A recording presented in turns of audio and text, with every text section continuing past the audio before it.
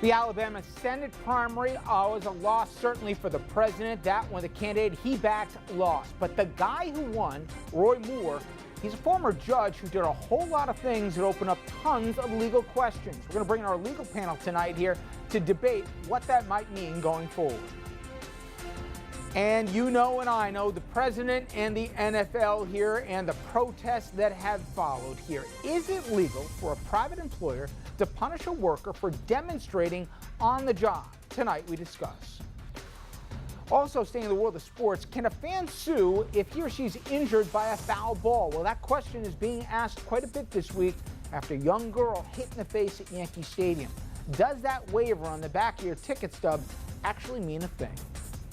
Good evening, everybody, and welcome to RFL. I'm Richard French. A lot of interesting topics to cover tonight, and we'll hear, as I said, from our legal panel in just a moment. But we wanted first here to get a lot as it related to the political headlines out of D.C. Now, the GOP, they're moving on from health care at long last. That after Senate leadership decided yesterday not to vote on Graham Cassidy. President Trump says his party will revisit health care perhaps in January, but it may need 60 votes to pass a bill instead of 50. And that seems even less likely. So today, it comes the next Republican 50-vote reconciliation bill, this time on tax reform. Now, here are the deadline details. For people earning more than $418,000, the top rate would go from 39.6% down to 35%. It eliminates the estate tax for those valued at $5.5 million for an individual or more. And it may encourage more wealthy Americans to file as businesses with even lower rates. Now, for everyone else, the plan, it raises the lowest rate and it goes from 7 tax rates down to 3.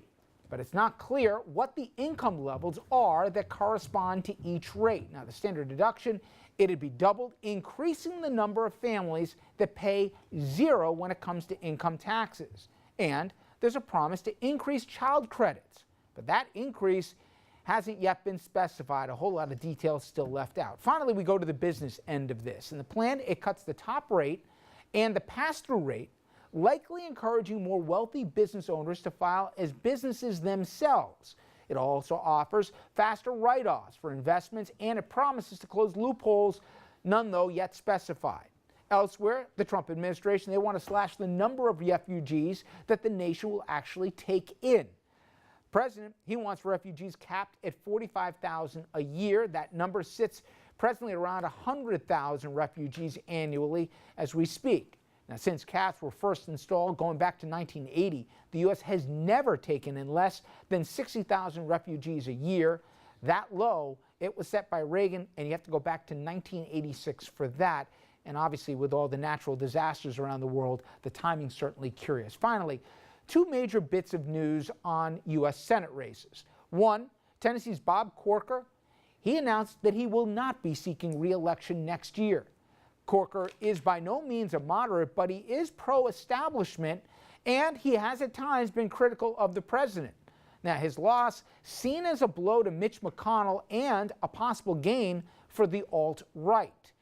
That's definitely the case when we're talking about Alabama, where alt-right and really out there religious conservative Roy Moore, he won the GOP runoff in that state's open Senate seat. His opponent was backed by McConnell and backed by President Trump, who then deleted his tweets of support after Moore's win last night, as if no one else could see them. Now, the final election, it's not till December, but Moore's primary win in Alabama all but locks up that seat for him. No Democrats won a Senate race in Alabama since going back to 1990. Now, the questions about Moore, they're not just political, they're also legal. You may remember this guy. He used to be the Chief Justice of Alabama Supreme Court. He had a massive granite block with the 10 Commandments installed right outside the courthouse. The court ordered him to remove it. He said no. So he was removed from the bench in 2003. But he was allowed to run again, and in 2013, he returned as Chief Justice. He was also about to be booted again before resigning because he directed probate judges to defy the U.S. Supreme Court ruling that legalized same-sex marriage.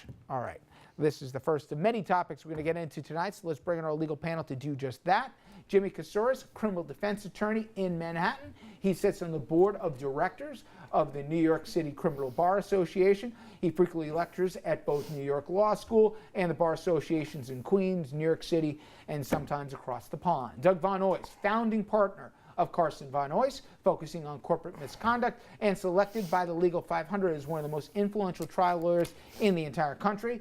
And we're also joined by Mark Furnish here. Mark, of course, here, not only at the Elizabeth Haub School of Law, professor there at Pace University, but he's also argued before the highest court in the land at the Supreme Court. All right, guys.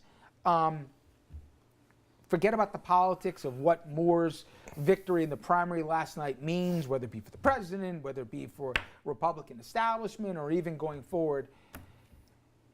This guy decided, I don't care what the courts say, and even though as I'm an officer of the court, I'm not going to listen to them.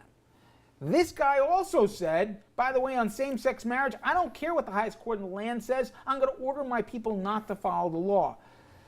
In microcosm, one guy cuckoo for Cocoa Puffs, but it's also sending a message here that who shall decide, and what is the message going forward if you have three branches of government, but one branch doesn't want to listen, in effect, to another?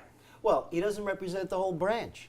And so the question for me is how effective he's going to be in this position when he starts articulating these positions to the entire body, and they're all going to look at him like we have to obey the law. I mean, he is so far out there that he is willing to completely ignore what the Supreme Court of the United States says. And if these types of positions are advocated by him on the floor, how effective is he going to be?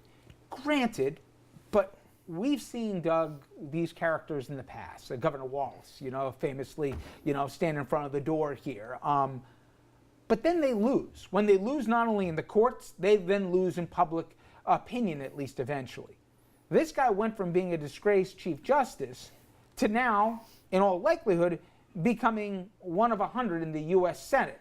And if we think things just stay in Alabama here, there'll be more primaries all over the place here. The messaging, again, is, I don't care what Washington says, we're going to do it our way. That's fine in politics, but it's a little scary when you have, I don't know, for me, I don't care what the Supreme Court says, I don't care what our own courts say, even when whatever the respective state.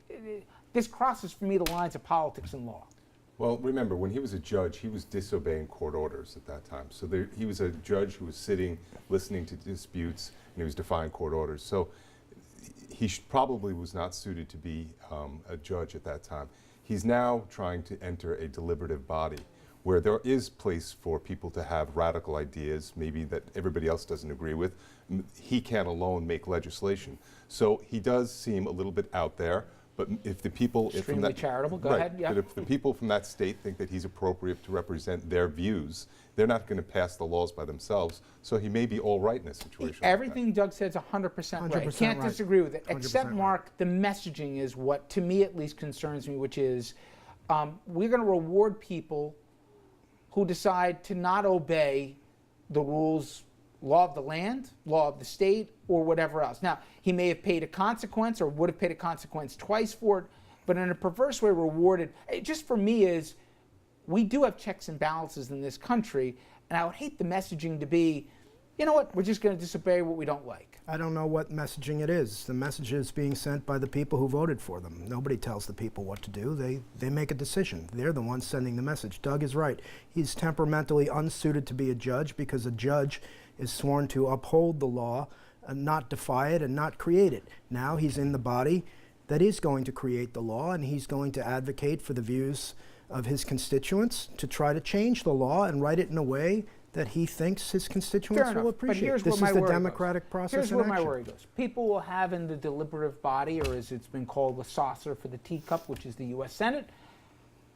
What happens if, as a senator, he says, you know what, I don't agree with the ruling, and I fully support my as many people, probate judges or whatever around my home state or other states in this country, to disobey the rule of law. Well, he can't do that. No, he can say it, though. He can say what he wants to say. That was my point before, and I agree that it's the democratic process, and he is in a position now to advocate his positions, whereas as a judge, he actually had authority and was exercising that authority to defy the law. He can say whatever he wants. And he can advocate just for never changing heard- the and he law, can which he advocate can't for do changing as People a can judge. advocate change the law. They do it every day, okay? On both sides of the aisle. What I'm saying is something different.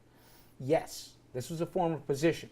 But if anyone listened to him on the campaign trail, and I don't think he's going to be the last one of his kind in the next season, by the way. He's not. My point He's is, a bellwether is what he is. That's right. I think it's slightly exaggerated, but Yeah, my because point, it's Jimmy, Alabama. is this, Yeah. is when not a people will bellwether say, for anything. defy the law, I don't hear people saying that, okay?